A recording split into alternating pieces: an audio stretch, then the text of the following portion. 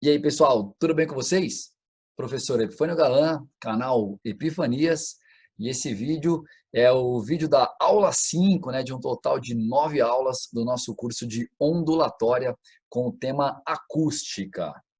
Começamos aqui com dois gifzinhos bem legais, né, gente? Gifzinhos lá de 2006, ó, do Ralph Mühlhausen aí, um material bem bacana aí que foi publicado, né, para o estudo de ondas sonoras, né, de acústica. Então, basicamente, vamos lembrar o que é uma onda sonora? Então, você tem aqui um tubo, e dentro desse tubo você tem um gás. Aí você tem aqui um êmbolo, aqui na esquerda, causando uma pressão nas moléculas de gás, né? Essa pressão aproxima as moléculas umas das outras, né? Fornece a elas energia potencial elástica, então rolam aí diversas colisões, e essas moléculas que vão sofrendo as colisões vão então recebendo essa energia e colidindo com as próximas, com as próximas, com as próximas, com as próximas, o que causa ali o deslocamento de cada moléculazinha só para a esquerda e para a direita, mas simultaneamente a propagação dessa energia. Então, a propagação de uma energia sem o transporte de matéria é chamado de onda, nesse caso especificamente, uma onda sonora, que é uma onda do tipo longitudinal. Aqui na figura de baixo, a gente tem um modelinho de onda transversal. Então, foi uma tentativa de transformar essa onda aqui longitudinal numa onda transversal. Por quê? Porque, em geral, nós temos mais facilidade em entender a onda transversal do que a onda longitudinal, né? Mas é legal de ver algumas coisas importantes. Ó, a crista aqui, né, que é a região de energia máxima, né, de amplitude máxima, ela está sempre junto aqui, ó, com essas regiões lá do modelinho da onda longitudinal, onde as moléculas estão mais acumuladinhas, né? Então, lembra sempre que você não tem uma molécula saindo aqui desse ponto e chegando até lá. Claro que uma ou outra pode até acontecer de fazer esse movimento, mas no geral, né, o conjunto, as moléculas ficam oscilando aí cada uma para a esquerda e para a direita, e aí cada uma delas vai colidindo com a próxima, com a próxima, com a próxima, cada colisão que ela volta, e aí sim você tem o transporte da energia.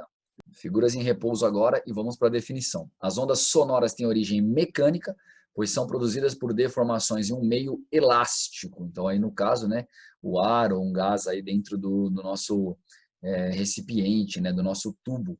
Portanto, as ondas sonoras não se propagam no vácuo. Legal. Uma vez que você entende o que é a onda sonora, fica claro aí o motivo pelo qual elas não se propagam no vácuo. Aqui, lembra, era o lambda, né, o comprimento de onda, então eu posso medir aqui, né, por essas regiões onde eu tenho mais acúmulo de moléculas, ou se eu conseguir fazer a transformação desta onda longitudinal para esta onda transversal, posso medir direto aqui a distância entre duas cristas. Tranquilinho? Esse GIF, gente, que eu não consegui encontrar exatamente quem é o dono, né? Quem foi que criou aí. Vai ser um prazer colocar os créditos aí, se alguém conseguir descobrir, né? Mas ele aparece em alguns sites, então fica muito difícil de dar o crédito certinho. Expõe exatamente isso que eu falei, ó. Então a linha vermelha aí, né, vai ser uma frente de onda, e a setinha mostra o deslocamento dessa frente de onda. Agora, se você olhar com atenção para cada bolinha, né, escolhe uma bolinha qualquer aí, olha, você vai ver a bolinha indo aqui, ó, da esquerda para a direita, da direita para a esquerda, todas as colisões acontecendo. Então, uma figura muito bonita aí que mostra um som, né, gerado aqui por um alto-falante, né? Então, o alto-falante vibra, né, gera aquelas pancadas nas moléculas de ar que estão aqui próximas dele, e aí essas moléculas vão colidindo umas com as outras, transportando então energia sem o transporte de matéria. Nessa tela, vamos falar um pouquinho sobre a velocidade do som no ar, na água e no ferro, né, em um metal qualquer. Então, basicamente, você tem aí os valores aproximados das velocidades, né, ó, 343 metros por segundo para o ar, 1.482 metros por segundo para a água, 5.941 metros por segundo para o ferro. Aí tem aqui a representação de como seria a onda se propagando aqui no ar, e aí dá para entender, né, que como as moléculas da água têm uma proximidade maior, né, na verdade a água tem mais atomicidade, né, o número de átomos por molécula é maior, mas de maneira simplista a gente poderia falar da densidade, né, você tem um acúmulo maior de moléculas de matéria por espaço, né, matéria por volume, massa por volume, então fica mais fácil das colisões transmitirem, né, quantidade de movimento uma para outra, justamente porque tem mais, né, o conjunto ali é mais próximo, por isso a velocidade aqui na água é maior e no metal maior ainda. No próximo slide aqui, tem uma representação que eu acho fantástica, então é mais um GIF que eu não consegui achar o dono.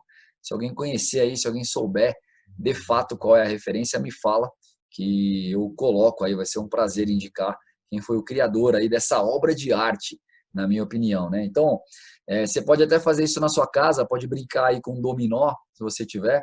Então, faz 3 montagens separadas e filma, né? Na primeira delas, você espalha bem as pecinhas umas das outras, obviamente, né? Cuida do espaço para que rolem as colisões e as pecinhas vão se derrubando umas às outras.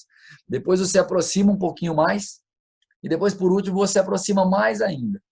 Filma as 3 quedas e aí você vai notar que na montagem onde as pecinhas estão mais próximas, que aqui está representando um corpo sólido, a velocidade é maior. O conjunto termina antes, se você fizer os 3 aí mais ou menos com o mesmo comprimento. Tá bem legal de ver isso aqui, bem bacana mesmo. Eu acho uma figura fantástica aí para entender essa história da velocidade de propagação da onda, né? No caso aqui da onda sonora em cada um dos meios. Acontece que essa velocidade, gente, é calculável, tá? A formulinha para o cálculo dela é essa aí que está na tela. Raiz quadrada de K vezes T. Essa é uma fórmula que eu posso apostar aí com vocês que não vai ser cobrada em nenhum vestibular, que não vai ser cobrada no Enem. Pode acontecer, claro, dessa fórmula aparecer dentro de algum exercício, como dado. E aí, se você já tiver visto alguma vez na vida, você certamente se sente mais confortável aí para poder resolver o problema. Mas, em geral, dentro daqueles exercícios, né, de vestibulares aí um pouco menos tradicionais, um pouco mais modernos, assim, podemos dizer, em que a interpretação do enunciado, a interpretação do exercício é mais importante do que o conhecimento técnico mesmo, tá?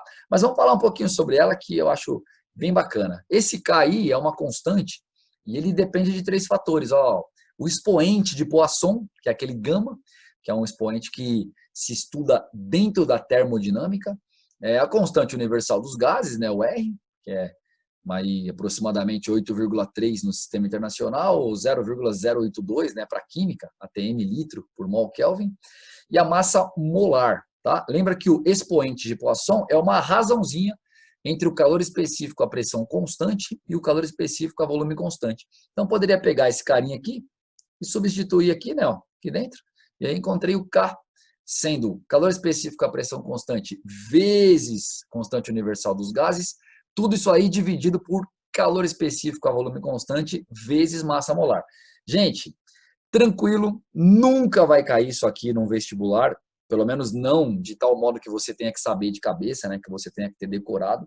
Pode acontecer de ser dado de alguma maneira essa formulinha, alguns dados, e você ter que operar aí com base na sua capacidade de leitura, de interpretação do enunciado. Mas eu queria mostrar para vocês porque é bacaninha. Você vê aí os motivos que geram mais ou menos velocidade do som, né, em cada meio. Vamos trabalhar agora o número de Mach. Tá? Esse aí é um valor que está bem famoso aí nos dias de hoje, né? Nós temos várias situações onde ele aparece, então é natural que cada vez mais questões envolvendo problemas em torno do número de Mach apareçam aí em vestibulares, e eu arriscaria aqui dizer em provas mais com o modelo do Enem. Tá? O Enem é um tipo de prova que certamente cobraria essa questão aí. Vamos trabalhar um pouquinho com ela. Ó. Então, número de Mach ou simplesmente velocidade Mach é uma medida adimensional de velocidade. Então, é uma maneira de você medir velocidade, só que sem unidade. Então, é como se fosse uma medida indireta, né, da velocidade.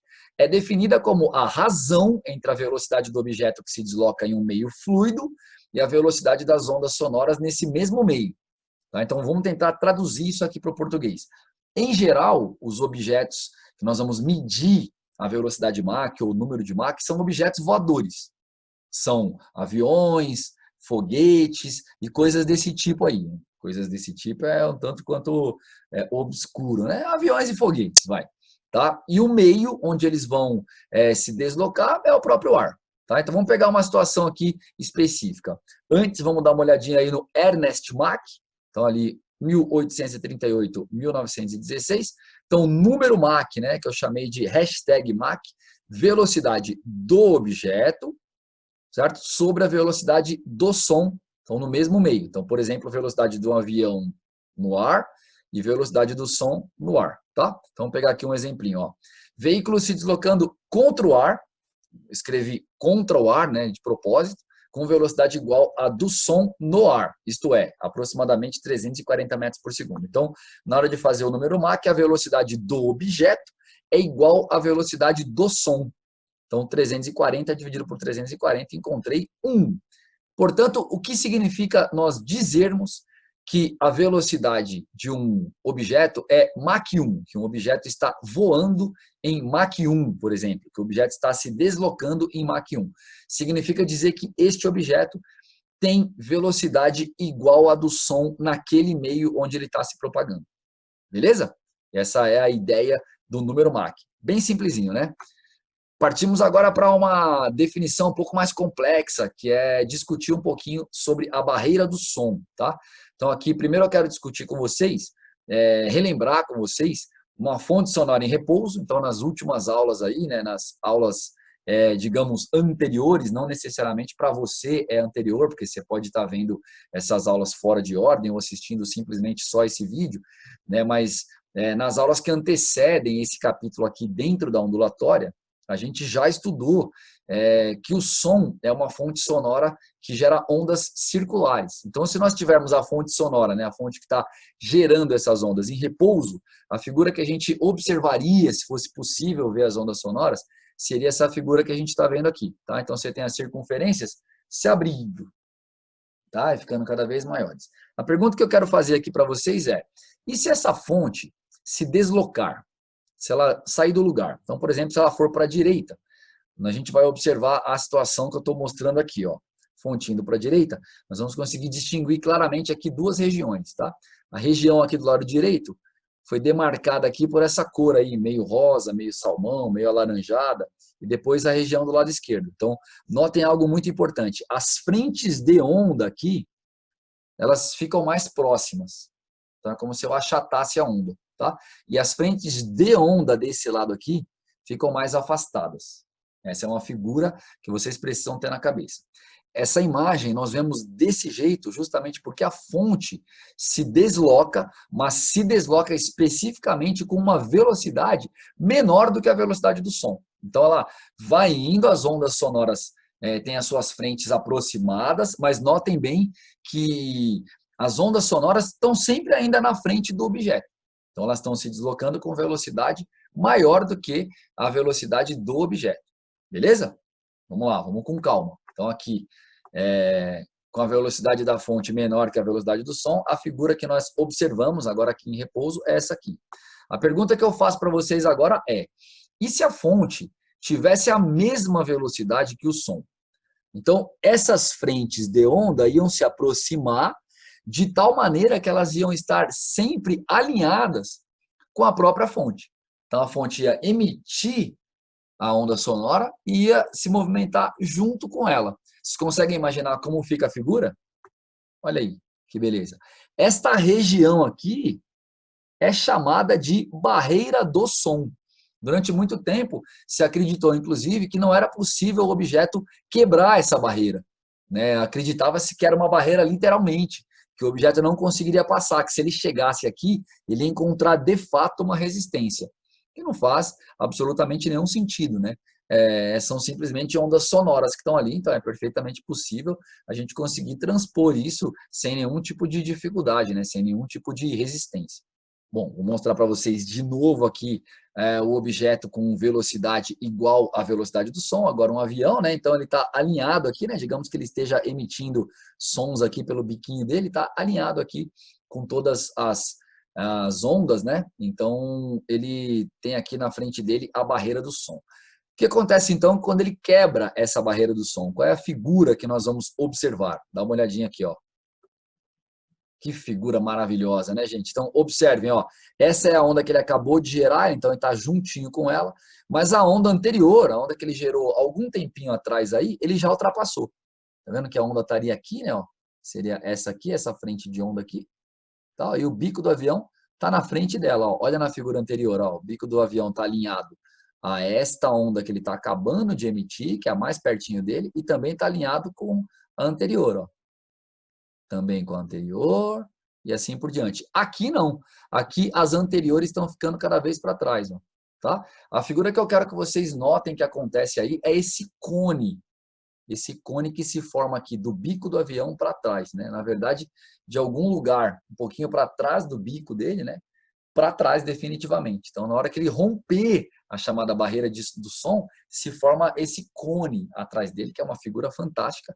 Eu tenho aqui dois GIFs para mostrar para vocês, né? O primeiro aqui do GIFsec, os dois eu acho que são do GIFsec.com, estão bem legais, ó. Dá para ver certinho o momento, né? Os momentos em que os aviões aí quebram a barreira do som, mas a figura que eu mais gosto mesmo é essa aqui, essa é fantástica, um fotógrafo aí espetacular. De novo, não consegui achar quem foi o fotógrafo aí que fez essa obra de arte, né? Então dá para ver o cone absolutamente perfeito aqui atrás, né? Claro que a gente não consegue ver o cone aqui, porque está no plano, mas dá para ver um triângulo, ó, aqui aparece um pedacinho do avião aqui, então dá para ver que isso aqui de fato é um cone, né? Isso é muito lindo, essa figura aqui, mostrando aí a quebra da barreira do som. Bom, vamos fazer uma matemáticazinha bem simplesinha aqui, com o avião exatamente em Mach 1, né? O avião exatamente com a velocidade igual à velocidade do som. Só para uma brincadeirinha bem suave aqui, gente. Vamos colocar o avião aqui, um certo ponto A. Esse avião vai gerar uma onda aí, e ele gera essa onda sonora e ao mesmo tempo ele se desloca aqui para a direita, atingindo ali um ponto B, tá? Então, a onda que ele gerou ali no ponto B é essa que vocês estão vendo aí agora de rosa, e a onda que ele gerou lá no A é essa aqui, porque ele está justamente em Mach 1, tá? Então, ele vai se deslocando exatamente com a mesma velocidade da onda, né? Isso é o Mach 1. Então, a distância que o som percorre aqui é v som vezes ΔT, e a distância que o avião percorre aqui é v avião vezes ΔT. Olhando para esta circunferência, é fácil de concluir que esta distância é igual a essa, já que as duas são o raio, né? Portanto, v som ΔT é igual a v avião ΔT, né? Que é raio igual a raio. Isso é o Mach 1, eu poderia cortar o ΔT com ΔT, mostrando que o v avião é igual ao v som. Mas isso aqui é redundante, né, gente? Isso aqui é só para a gente fazer um aquecimento para a figura que vem na sequência aí. Ó. Então, agora, nós vamos fazer o avião quebrar a barreira do som. Então, ele está aqui no ponto A e ele emite uma onda aí, uma onda sonora, tá? Depois eu vou marcar ele lá no ponto C. O ponto C é um ponto onde ele já conseguiu quebrar a barreira do som. Então, ele já deixou alguma onda aqui para trás, né? Ele acabou de quebrar, ele deixou essa onda para trás. Tem mais uma onda novinha aqui perto dele, que eu não quero desenhar. Ele quebrou. E a onda que ele gerou lá em A está um pouco mais para trás ainda. Tá? Então, essa está para trás e a outra está mais para trás ainda. Cada uma que ele vai ficando anterior a essa vai ficando mais para trás e assim por diante para formar o cone. E agora vamos trabalhar um pouquinho com o cone aqui. Ó. Essa é uma das linhas principais do cone, né, digamos assim, é a lateral do cone. É uma linha que tangencia esta circunferência da onda sonora que ele gerou um pouco de tempo atrás e essa outra circunferência que ele gerou há mais tempo ainda para trás. Tá? Então tem aí a linha que vai ajudar a formar o cone aí. Tá? Ali temos um ângulo θ, e aqui o nosso raio, de tal modo que ele seja perpendicular a essa linha aqui. Tá? Essa linha é uma reta tangente. Então, aqui a gente vai ter a formação de um ângulo de 90 graus. Essa distância nós já sabemos que é v som vezes ΔT. Agora, essa distância aqui é v avião vezes ΔT, e como a velocidade do avião é maior do que a do som, a gente sabe que essa distância é maior. Mas olhando pela figura, a gente sabe mesmo que é maior, porque o AC é maior que o raio, né? O raio seria até aqui, né? Naquele ponto que no slide anterior eu chamei de B. Vamos olhar agora para esse triângulo retângulo aqui, gente. E olhando para um triângulo retângulo, a gente sabe que cateto oposto, que é V som sobre ΔT, dividido por hipotenusa, que é V avião sobre ΔT, é igual ao seno do ângulo. E é justamente isso que eu vou escrever. Olha lá, seno de θ é V som ΔT sobre V avião ΔT. Vou cortar o ΔT, e aí seno de θ é V som sobre V avião, mas V som sobre V avião é o inverso do número Mach, né? 1 sobre o número Mach, sobre a velocidade de Mach. Então eu posso trocar de lugar aqui o seno θ com o número Mach, e aí encontrei que o número Mach é igual a 1 sobre seno θ, que é exatamente a cossecante de θ. Vamos dar uma olhadinha naquela figura de volta, naquela foto espetacular, para ver como é que a gente poderia usar isso aí. Então tá aí a nossa imagem.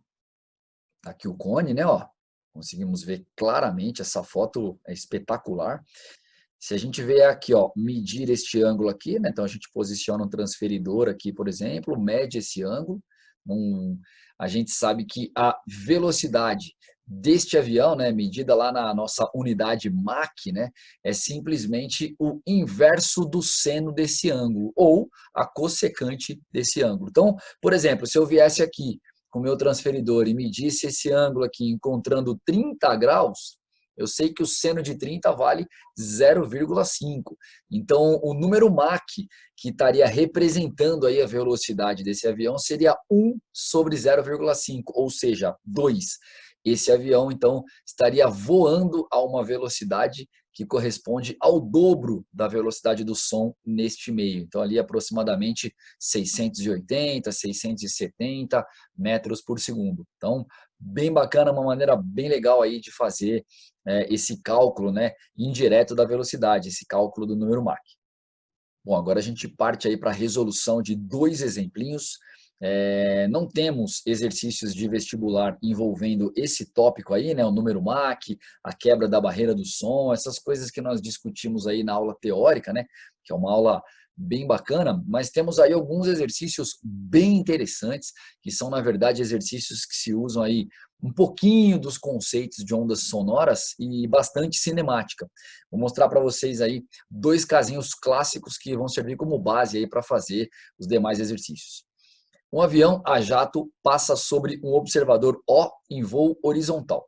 Quando ele está exatamente na vertical que passa pelo observador O, o som parece vir de um ponto P atrás do avião numa direção inclinada de 30 graus em relação à vertical. Calcule a velocidade do avião, sendo a velocidade do som 340 metros por segundo. Para a solução, eu fiz uma figura, né, uma imagenzinha bonitinha, está ali o avião, uma vertical que passa por ele, e aqui o nosso observador O. Tá? O enunciado diz que esse observador tem a impressão que o som está vindo daqui de trás, ó, de um ponto P, cuja direção aqui, né, ó, forma 30 graus com a vertical. Tá? Então seria algo mais ou menos assim. Está ali o ponto P, aqui está o raio da onda sonora, tá? E esse ângulo aqui, né, ó, entre o raio da onda sonora e a vertical é de 30 graus. Beleza? A gente vai discutir aqui algumas coisas antes de partir mesmo para a álgebra e para a solução matemática do problema, né? Essa distância PA e essa distância PO, o que elas têm em comum? O tempo. Então, o tempo que o avião gasta para ir de P até A é o mesmo tempo que o som que ele emitiu aqui no ponto P gasta para chegar até O. Né? Lembra que esse som ele se propaga de maneira circular, né? Então a onda sonora vai para cima, vai para a esquerda, vai aqui na diagonal, ó, vai na outra diagonal aqui, e uma parte dela vem para cá. Então essa parte aqui chega no observador, ó, exatamente quando o avião está aqui na vertical em cima dele. Então o tempo que o som gastou para ir de P até O é exatamente igual o tempo que o avião gastou para ir de P até A. Tá? Então, vamos escrever aqui essa distância PA e essa distância PO, ambas em função, claro, do mesmo tempo. Tá? Então, PA é a velocidade do avião vezes um certo tempo, então esse tempo é PA sobre a velocidade do avião. E PO é a velocidade do som vezes o mesmo tempo. Então, esse tempo aí é PO sobre a velocidade do som. Então, acredito que nesse ponto vocês já estejam enxergando qual vai ser a solução, né?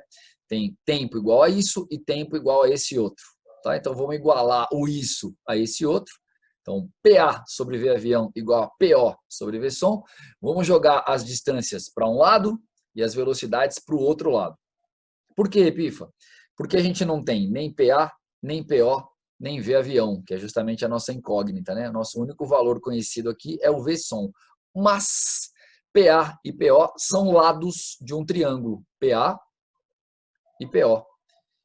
Então, PA é cateto oposto a este ângulo de 30 graus aqui, e PO é hipotenusa neste triângulo, justamente que contém esse ângulo de 30 graus, e é um triângulo retângulo, porque a velocidade do avião aqui é horizontal, e a linha aqui é vertical. tá? Então tem 90 graus aqui, ó. Então eu conheço aqui, quer dizer, eu sei pensar, sei discutir aqui sobre o cateto oposto e sobre a hipotenusa, tá? Só que aí eu tenho 30 graus e eu sei que seno de um ângulo é cateto oposto sobre hipotenusa. Então, seno de 30, cujo valor eu conheço, é PA sobre PO.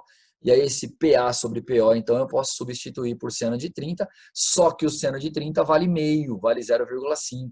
Tá? Então, eu tenho que a velocidade do avião é 0,5 vezes 340, que vai nos dar aí 170 metros por segundo. Repara que era esperado mesmo, né, que a velocidade do avião desse menor do que a velocidade do som, porque, claro, né, a distância que o som percorreu aqui é hipotenusa.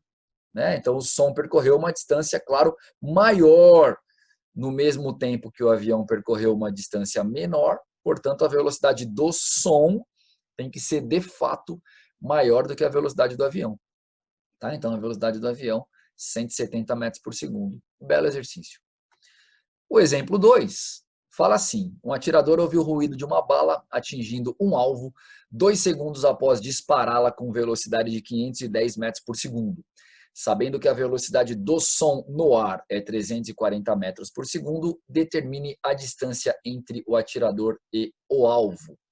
Vamos lá, também fiz um desenho aqui para ilustrar um pouquinho. Está aqui o nosso projétil, né, a nossa bala, e essa bala então vai se deslocar aqui para a esquerda com uma certa velocidade, que eu chamei de V-bala, que são, na verdade, esses 510 metros por segundo aqui, né? Aí essa bala vai se deslocar aqui para a esquerda e vai atingir o alvo, tá vendo? A distância que ela percorreu aqui, eu vou chamar de ΔS, uma distância que eu não conheço, é justamente a nossa incógnita. Esse ΔS, eu sei pelo menos um modo de fazê-lo aparecer dentro de alguma expressão matemática, que é V igual a ΔS sobre ΔT. Tá aqui, o que eu fiz? Ó, eu isolei o ΔT. ΔT é ΔS sobre V. Daí você fala, Epifa, por quê? Calma, vamos chegar lá. Eu vou escrever aqui separado o tempo que a bala demorou para chegar daqui até o alvo, né, do ponto de onde ela saiu até o alvo. Esse tempo é o ΔS, que nós não conhecemos, dividido pela velocidade da bala, que a gente conhece, é 510 metros por segundo. Beleza? Legal. Aí a bala atingiu o alvo. Quando ela atinge o alvo, ela gera um som. E esse som se propaga aqui pelo ar e atinge lá de volta o atirador. O atirador, então, consegue ouvir. Como tem uma distância aqui, né, que deve ser relativamente considerável pelo tempo total que nós temos aqui, então o som demora um pouquinho aí para chegar até o ouvido do atirador. Tá? Ele se propaga aqui com uma certa velocidade, que nós conhecemos do enunciado, vale 340 metros por segundo, que eu chamei de V-som aqui, só para organizar melhor a figura. Tá? Então, o tempo que o som demorou para voltar é o mesmo ΔS, porque, claro, né, a distância da bala até o alvo é a mesma distância do alvo até o atirador. Claro, pode ter uma pequena diferença aí por causa da mão, tal, mas isso aí é desprezível, né? A gente não vai considerar isso e nem ter esse preciosismo todo, né, no problema, já que geraria uma diferença de tempo muito pequena e não seria considerável aqui, tá bom? Agora, legal, aí você fala de novo, Epifa, tá? Tudo bem, mas eu já te perguntei lá atrás, por que você tentou calcular o tempo da bala e o tempo do som? Porque o único dado que até agora não apareceu para nós aqui, de fato, é esse tempo aqui de 2 segundos. E o que é esse tempo, gente? O que é esse tempo? Esse tempo é nada mais, nada menos que a soma do tempo que a bala demorou para ir com o tempo que o som demorou para voltar. Repara, um atirador ouve o ruído de uma bala atingindo o alvo 2 segundos após dispará-la. Então, ele dispara, a bala vai, toca o alvo e gera um som. Esse som ele ouviu 2 segundos depois de disparar o tiro, de disparar a bala. Maravilha? Então, esses 2 segundos aqui é a soma do tempo da bala com o tempo do som. Então, é isso que eu vou escrever aqui. Ó. Tempo total é tempo da bala mais tempo do som e tempo total é 2 segundos. Agora, matemática pura, V-bala e V-som nós conhecemos, substitui MMC de 510 e 340, 1020. 1020 por 510 dá 2, 2 ΔS. 1020 dividido por 340 dá 3, 3 ΔS. Soma os ΔS aqui e faz 2 vezes 1020. Fiquei com 5 ΔS igual a 2040. Divide tudo por 5, ΔS é 2040 dividido por 5, 408 metros. Então é isso. Espero que você tenha gostado dessa aula 5, de um total de 9 aulas do curso de ondulatória, aula que é complementada por uma aula de exercícios. Vamos resolver os exercícios desse tema lá do livro Fundamentos da Física, volume 2, parte 3, né? O velho e bom livro do Ramalho, Nicolau e Toledo, da Editora Moderna. Quem curtiu, deixa o joinha aí, se inscreve no canal e aciona o sininho para receber as notificações. Indica o canal para os amigos, para as pessoas que querem estudar física. Beijo para todo mundo, fui!